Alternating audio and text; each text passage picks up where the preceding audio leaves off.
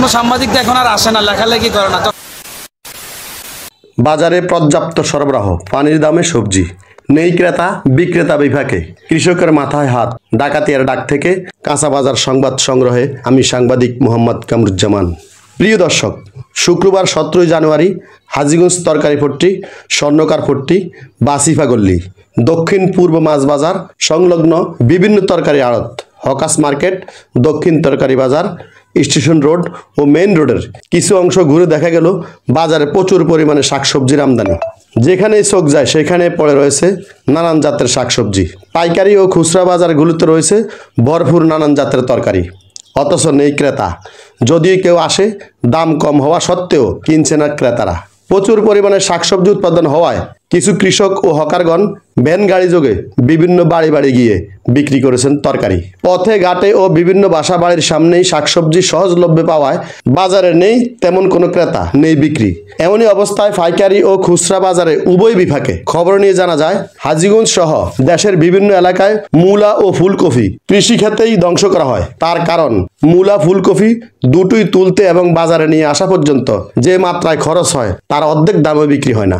এদিকে হাজীগঞ্জ বাজারে যে কয়টি খুচরা ও পাইকারি দোকান বা আড়ত থেকে জানা গেল, তাতে দেখা যাচ্ছে কম বেশি সবখানে দামের কিছুটা পার্থক্য থাকলেও শুক্রবার শাকসবজির দাম খুবই কম ছিল।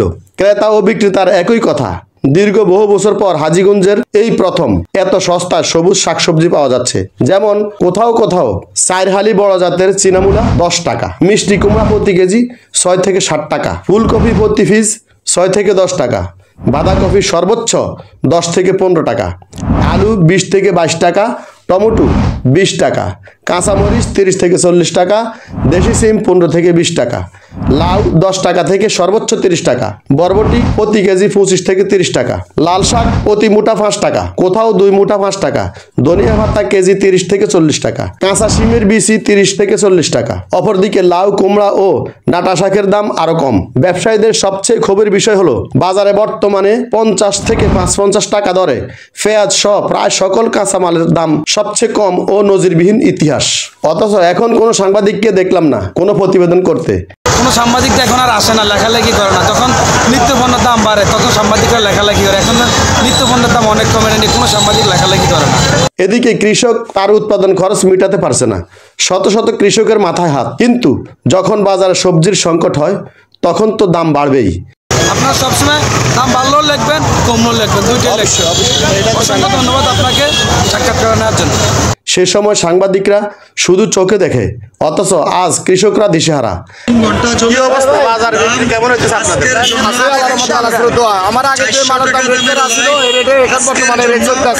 তাদের সার, বীজ, কীটনাশকের যদি মূল্য কম হতো তাহলে আজ কৃষকরা এই অবস্থায় পড়তো না। এই ব্যাপারে আপনারা বা সাংবাদিকরা কিছু লেখেন। তবে ঘটনা যাই হোক, সোমবার ও শুক্রবার হাজীগঞ্জ বাজারের দিন, তাই অনেকেই মনে করেন বেশি দামের আশায় প্রত্যন্ত অঞ্চল থেকে একযোগে সবজি বিক্রির আশায় হয়তো এমনটি হয়েছে।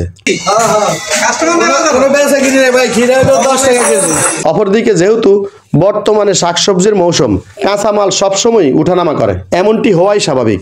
দর্শক, মূল কথা হলো যেভাবে কৃষক, আড়তদার, ব্যাপারী ও ভোক্তা সকলে ন্যায্য দাম পায় সেইভাবে সমন্বয় করা গেলে এবং কর্তৃপক্ষ চিন্তনীয় উদ্যোগ নিলে হয়তো কিছুটা সফলতা আসবে। আশা রাখি আগামীতে কৃষক পাবে ন্যায্য মূল্য, ভোক্তা পাবে কম মূল্যে, আর ব্যবসায়ীরা করবে ব্যবসা। সব কিছুতেই থাকবে একটি সুশৃঙ্খল সমন্বয়।